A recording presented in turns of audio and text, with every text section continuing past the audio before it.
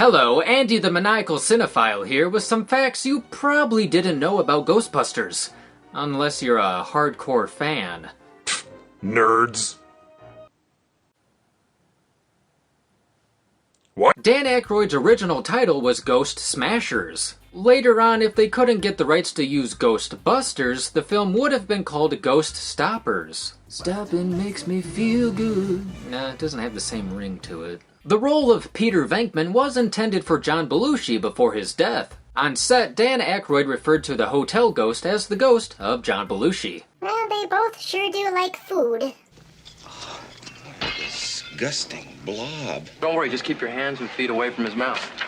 Never given a name in the script, the hotel ghost was nicknamed Onion Head by the crew because of its foul smell. Fans came up with the name Slimer and it became official in the 1986 animated series, The Real Ghostbusters.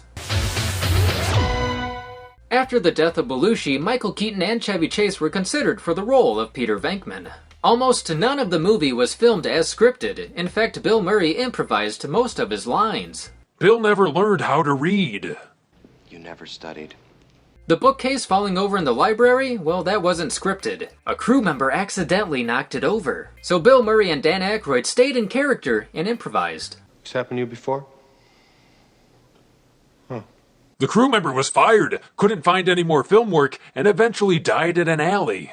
The role of Winston was intended for Eddie Murphy, but when he declined, the script was rewritten and the role was reduced. Instead, Eddie Murphy made Beverly Hills Cop, which became the highest-grossing movie of 1984.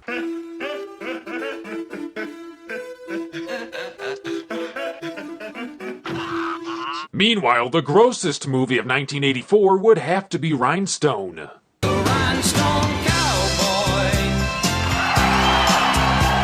In Dan Aykroyd's original rough draft, the story took place in the future, and they fought ghosts in SWAT-like uniforms using wand-like particle throwers. At the end of the movie, Ghostbuster businesses were all over the country and were treated like paramedics or firefighters, thus explaining why the Ghostbusters headquarters is in a firehouse. According to director Ivan Reitman, that film would have cost $300 million to make. Sounds like Aykroyd needs to lay off the vodka. So Harold Ramis was brought in to rewrite the script. The final budget ended up being $31 million. John Candy was meant to play Louis Tully, but declined after his ideas for the character were rejected. According to director Ivan Reitman, Candy wanted Tully to have a German accent and a pair of schnauzer dogs. The filmmakers felt that the German accent wasn't appropriate and didn't want there to be too much dog imagery. Also, no terror dogs were harmed in the making of Ghostbusters. Ghostbusters made $240 million domestically in 1984. Today that equals about $580 million. Ghostbusters was the highest grossing comedy of all time until it was beaten in 1990 by Home Alone. Macaulay Culkin ruins everything. Even Macaulay Culkin.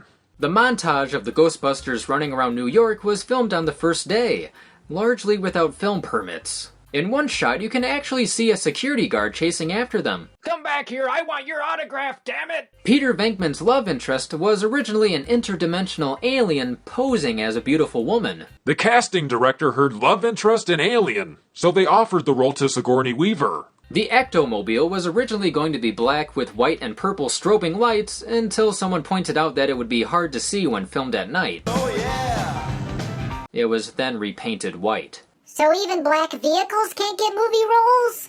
On Peter Venkman's door, someone wrote Venkman Burn in Hell, which is a nod to the final dream sequence in Stephen King's Carrie. It was toned down from Venkman Sucks Cock in Hell, which I believe is a nod to The Sound of Music. Huey Lewis and the News turned down recording a song for Ghostbusters, and later sued Ray Parker Jr. after the release of the Ghostbusters theme song. Who you gonna call? A lawyer? Huey Lewis claimed that the Ghostbusters theme song plagiarized his hit I Want a New Drug.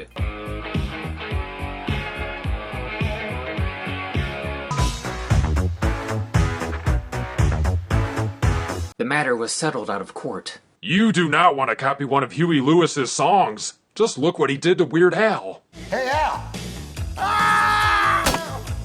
Sound designer Richard Beggs created the ectomobile siren from a leopard snarl that was heavily edited.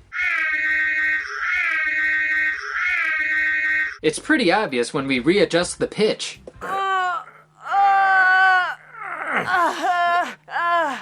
According to Harold Ramis, he never wanted Egon to smile, which is true, besides for maybe a couple smirks. I'm always serious. Ramis also drew inspiration from Star Trek Spock. So Spengler is part Vulcan? Highly illogical. Christopher Walken, John Lithgow, Christopher Lloyd, and Jeff Goldblum were considered for the role of Egon. Ah, yes, the Mount Rushmore of batshit crazy actors. It's just missing Gary Busey. Don't report this to a doctor. Okay?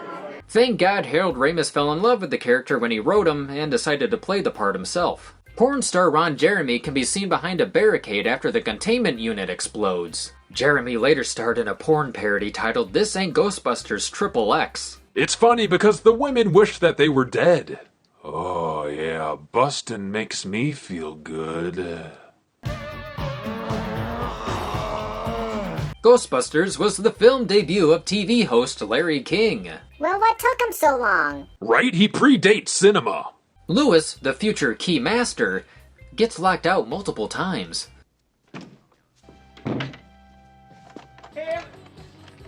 What's a keymaster? You see, Lewis, the keymaster, needs to find Dana, the gatekeeper, and he needs to stick his key into her pussy, all around his pussy, and then he has to flip her over and stick that up and around, in and around the mouth. The party scene with Rick Moranis is almost entirely improvised and done in one continuous shot.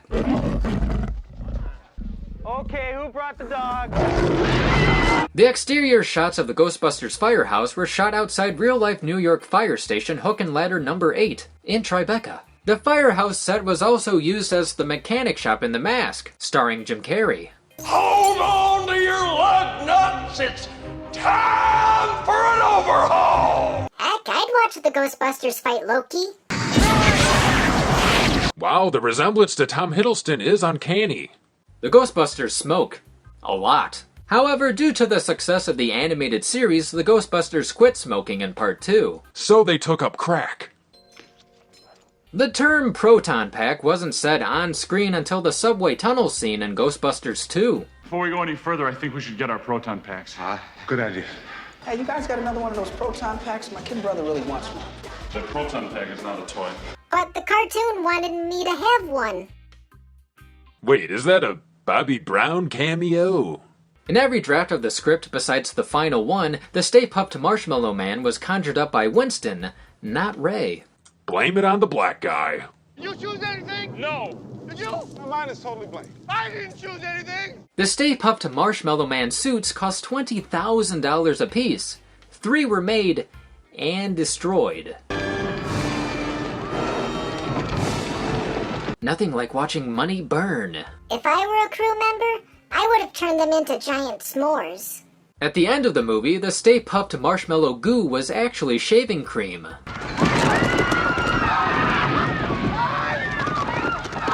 The lack of shaving cream that year led to the razor burn epidemic of 1984. Gozer was originally going to be played by Paul Rubens, who turned down the role. Instead, Rubens starred in Pinocchio. His performance was pretty wooden. Huh? The slime was made from methyl cellulose ether, a powdered thickening agent found in pharmaceuticals and food products. This isn't slime! Oh, why did you eat it? I don't know. Well, hopefully you've learned something about Ghostbusters, and if you know any interesting Ghostbusters facts, then share them in the comments below. Ghostbusters. This has been Andy, the Maniacal Cinephile. Thanks for watching. And see you next time.